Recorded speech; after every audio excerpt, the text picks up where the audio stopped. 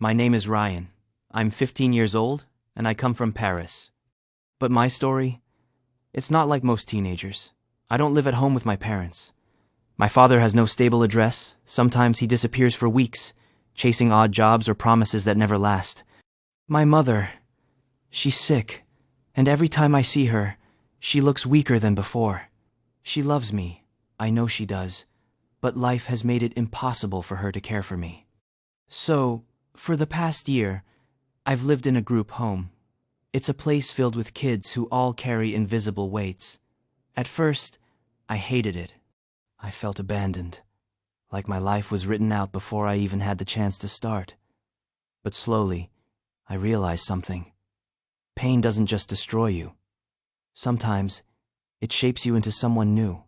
What saved me was music. The first time I touched a piano, it wasn't even supposed to happen. It was in a train station, tucked against a wall where travelers hurried by.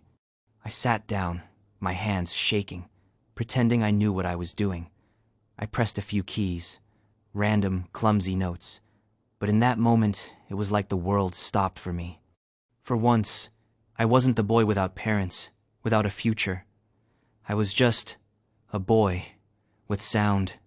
Since then, I couldn't let it go.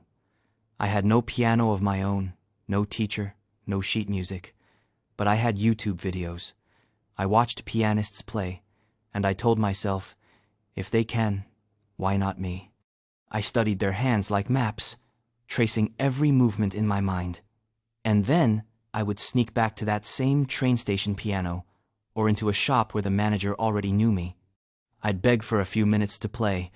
Sometimes they said yes, sometimes they kicked me out. But I always came back. My inspirations became giants, Beethoven and Chopin. Men who wrote music not because life was easy, but because it was hard. Beethoven, who kept writing even after he lost his hearing. Chopin, whose notes sound like heartbreak turned into beauty. They became my teachers, even across centuries. I know I'm just a boy in a group home. I know I'm not supposed to be here, on this stage. But here I am, and this is my dream. My dream isn't to be famous. It's not even just to play for myself. My dream is to make people fall in love with classical music again.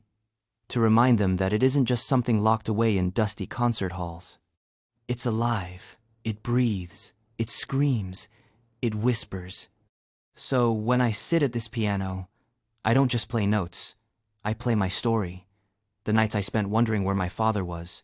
The mornings when I watched my mother struggle to breathe. The loneliness of a room that didn't belong to me, but also the hope that music planted inside me. The belief that beauty can grow out of broken places. Tonight, I will play Beethoven for you. Not perfectly, not like a professional, but honestly, with every part of myself. Because when I play, I am no longer the boy from the group home.